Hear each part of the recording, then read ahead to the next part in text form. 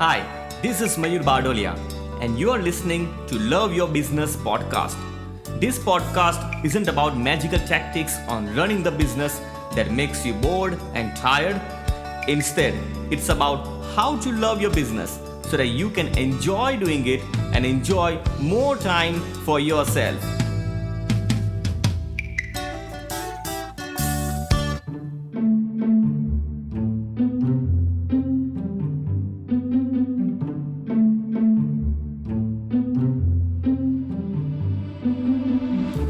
In the year 2018, I was conducting a workshop on how to create the sales pitch to some of the business owners. And there was a participant called Abhishek. He runs a digital marketing agency. When we met, he was only 10 months old in his business. He specifically wanted to be the best at content writing, creating ads and promotions. Now, Abhishek was struggling in his business. Just like everyone else, he was calling people and seeking for appointments, sending proposals, and doing cold calls. Having meeting after meetings, he was constantly chasing one after another in search for more customers. He had strong work ethics, but nobody was giving him the work. He asked me, I recently started the business of digital marketing and jumped on the online and offline market. But there is so much competition. Everyone is doing the same as me. How do I separate myself from the crowd? Well, we all have the same question. We hate when a customer says no and selects our competitors, and it's painful. First of all, there is zero competition, and there is no such thing as market saturation. And it's all not true if you are good enough. And second of all, it's easy to separate yourself from the crowd and stand out like a unique. So in this podcast, I'm going to use Upwork to illustrate how. Upwork is UPWORK, formerly known as Elance Odesk, and it's an online global freelancing platform where businesses or individuals connect to conduct business. And Upwork connects businesses of all sizes to freelancers, independent professionals, and agencies for all their hiring needs. So, whenever someone posts a job on Upwork, then clients apply to the job in terms of the cover letter where each freelancer would describe his skills. And this is how they do business on Upwork. And it's a wonderful platform to do business anyway. So, I'll give you an example of what I showed to the participant called Abhishek on Upwork. But the thinking process behind this should be used to separate yourself from the competition even in the offline market. So, okay, whatever you're doing, you can use the same strategy not only on Upwork or any other online platforms, but also on offline business as well. So, there are three things we are going to cover. Number one, find out what you're doing. That means evaluate your data. And part two, figure out what everyone else is doing. That means collect the data. And part three, do what work on you plus a little bit more. So use data. Let's dive in, shall we?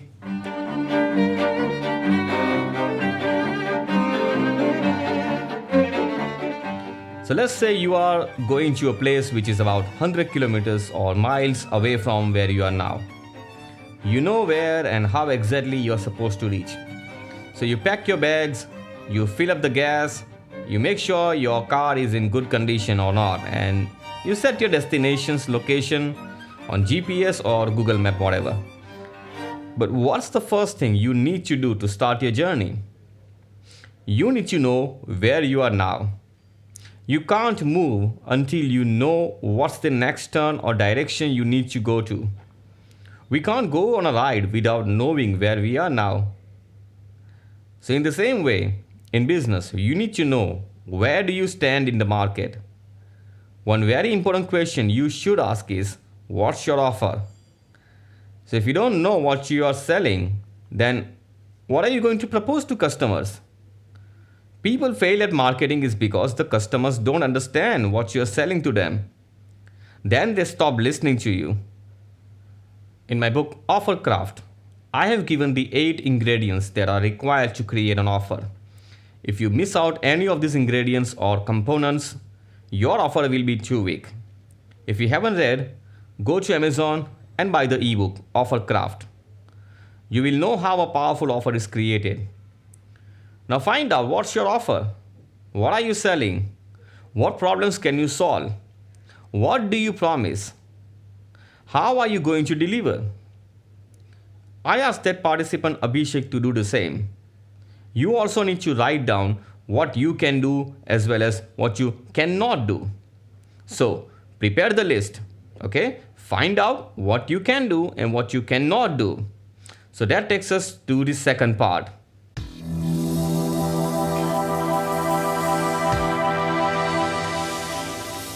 In any team sport, before they play any match with another team, they find out what others are doing so well and what they don't do well.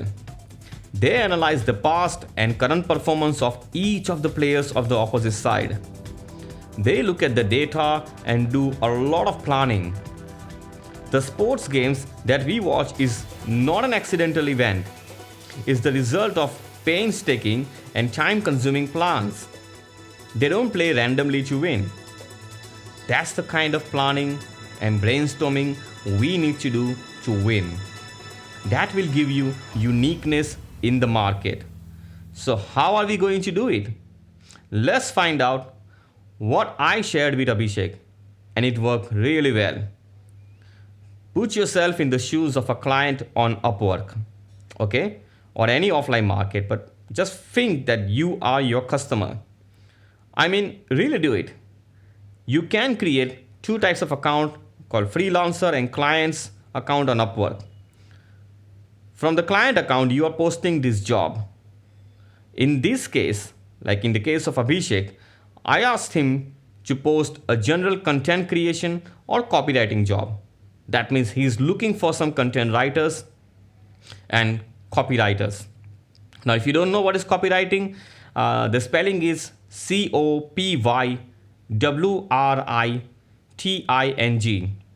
And it's an art of creating ads, promotions, and offers using the words. So after posting the ad for the requirement, sit back and let the proposals and applications come in. Now here you are becoming a client, the type of client you are looking for, and hiring the people like you. Take note of how other content creators and copywriters, or should I say, your competitors are pitching you. Now take a note of which applications you like, which ones you don't like. Make a list and write this stuff down. Observe what they are offering and how they are offering. Remember that if you are your client, you need to find out which applications are appealing to you. You also need to notice what you as a client didn't like at all, so that you too don't make the same mistake. Notice what are the worst offers and don't do what you don't like to do. That takes us to the third part.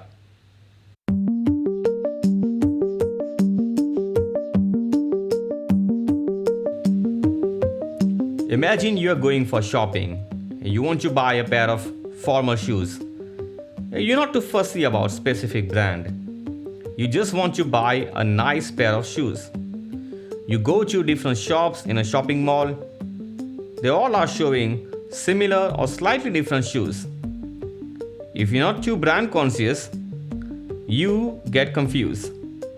Then you go to a shop where the shop owner is offering you a free shoe polish when you buy a pair of shoes from them. Not only they also give you a 20% discount when you buy a pair of socks from them. You're going to get extra, what nobody offered you earlier. If you're like others, you will buy it because we love it when someone gives more than anyone else at almost the same cost and also gives something for free. Now, after going through the application and offers you received as a client, find out what are the 1 or 2 of your competitors are doing so well. Do the stuff that work on you. If people were using a storytelling approach to win you over, Use a storytelling approach in your own pitches. If people were using a conversational style approach, use a conversational approach in your own pitches. If they are showing you video presentation that you like, do the video presentation. But then go a step beyond. Once you do step 1, you will have a good indication of exactly what everyone is doing. And you will see a list of common patterns to avoid. Then all you have to do is figure out new things you can do that no one else is doing. Once you do these things, you will stand out instantly. Now it's time to write down what you are going to do. But I have got a few things to share with you.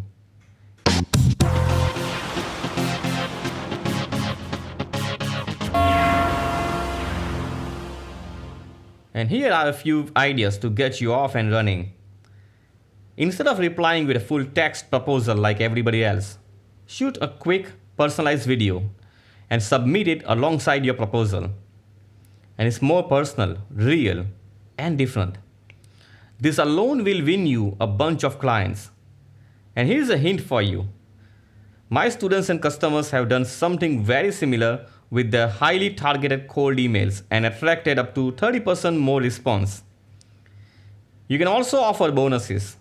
So when you choose me to be your content creator or copywriter, not only will you get high converting ads, but also bonus 1, bonus 2, bonus 3. So you can apply the same as I did with Abhishek. You can say if you hire this service, you will also get this as a bonus 1, 2, and 3, whichever is comfortable for you. So that's the end of the final part. So let's summarize what we have covered in this podcast.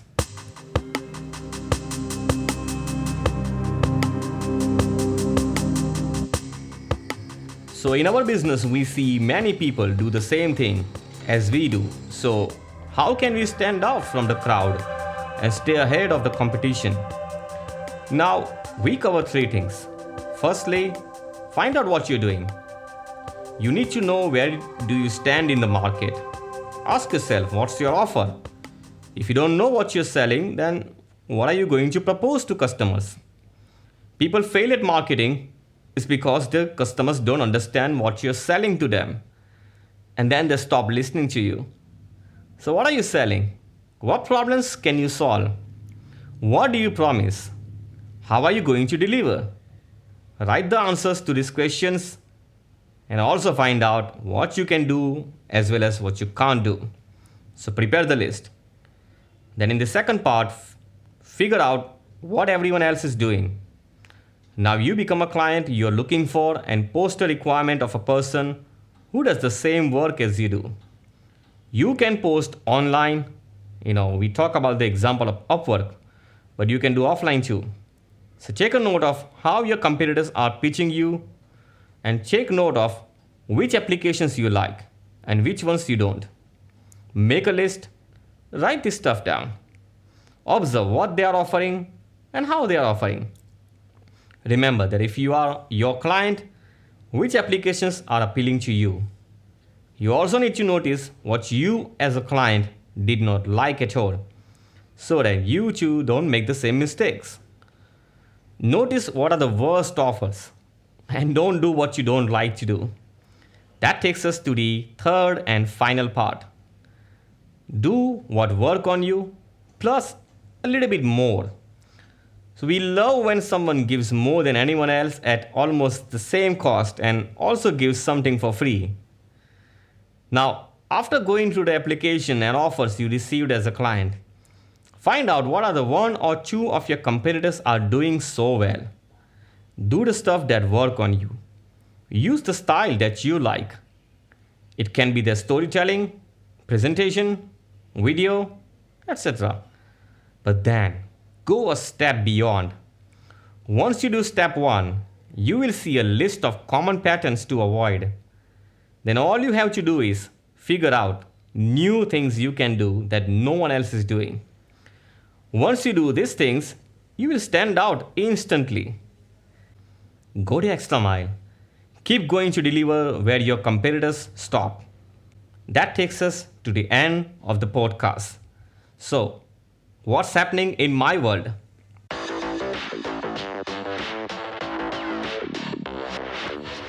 Do a small experiment. Talk to some of your friends and clients. Share your business offer to them. See how they respond. Ask them if they understand what you say. If you find out that 70% of your people don't understand what you have to offer, then there is nothing wrong. Surprising, isn't it? Well, because 70 to 80% of people can't communicate their business clearly. That's why their customers don't buy. In my book, Offercraft, you will find in the first chapter that customers don't buy the best product or service. Customers buy what they understand easily. If your customers are not buying from you because they don't understand your offer, I invite you to be part of my online course where I will guide you how to create the marketing offer that customers pays attention to. You are not going to find some loosely thrown information. I hate that as much as you do. Not only you will learn each part precisely, but I will also guide you along each step. I will be doing this online course on Offercraft application. I haven't decided the final name yet. It's just the name I thought of. I'm going to do it at the end of September 2020. You can send me an email on mayur@mayurbadolia.com and I will add you on my waiting list. Yes, there is a waiting list. Not everyone can join. You should read the book Offercraft if you haven't yet. Go to Amazon.com, buy the ebook and read it. You will love it. It's Mayur Badolia. Bye for now.